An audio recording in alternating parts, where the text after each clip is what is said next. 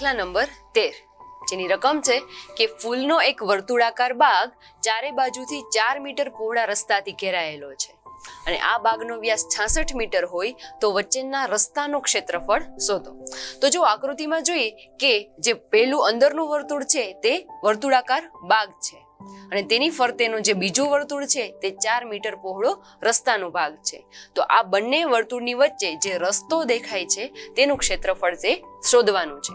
તો સૌપ્રથમ તો અંદરના વર્તુળનું ક્ષેત્રફળ શોધીએ અને ત્યારબાદ બહારના વર્તુળનું ક્ષેત્રફળ અને ત્યારબાદ બંનેની બાદબાકી કરીએ, એટલે કે જે વચ્ચે રસ્તો રહેલો છે તેનું ક્ષેત્રફળ મળશે. તો સૌપ્રથમ અહીંયા લખીએ કે વર્તુળાકાર બાગનો વ્યાસ બરાબર 66 મીટર. વ્યાસ આપેલો છે તો ત્રિજ્યા શોધી શકાય.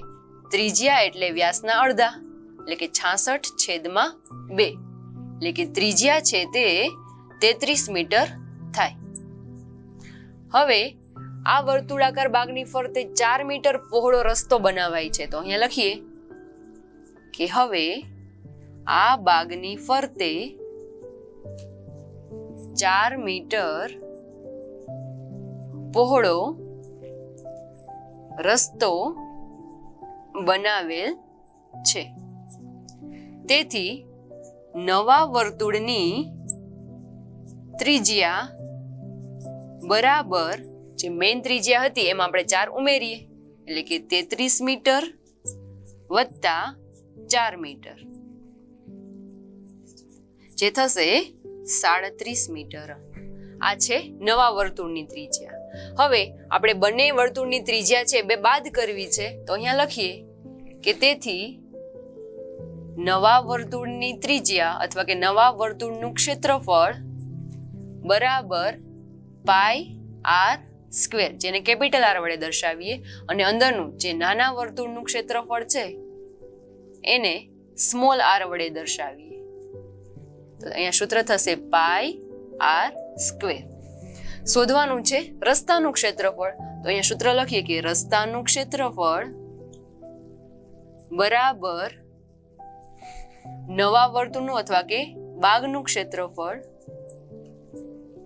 માઇનસ નાના વર્તુળનું ક્ષેત્રફળ. બંનેની બાદબાકી કરીએ તો અહીંયા મોટું વર્તુળનું ક્ષેત્રફળ જે કેપિટલ R વડે દર્શાવેલું છે તો અહીંયા થશે πr² માઇનસ πr². આ બંનેમાંથી પાઈ છે તે કોમન કાઢીએ તો અહીંયા વધશે π(r² માઇનસ r²). હવે આ x² માઇનસ y² પ્રકારનો કૌંસ છે જેના બે ભાગ x માઇનસ y અને x પ્લસ y પડે. તો અહીંયા થશે π(r માઇનસ r અને r પ્લસ r). આપણી પાસે બંને r ની કિંમત છે અને પાઈ ની કિંમત પણ રકમમાં આપેલી છે. તો અહીં કેપિટલ R એટલે 37 છે અને સ્મોલ r એટલે કે 33 છે. તો અહીંયા લખીએ પાઈ ની કિંમત 3.14, કેપિટલ R એટલે 37 માઇનસ 33 અને 37 પ્લસ 33, એટલે કે 37 છે તે બહારના વર્તુળની ત્રિજ્યા છે અને 33 છે તે અંદરના વર્તુળની ત્રિજ્યા છે. તો અહીં 37 માઇનસ 33 જે થશે 3.14 ગુણ્યા 4 અને 37 પ્લસ 33 એટલે જે થશે 70.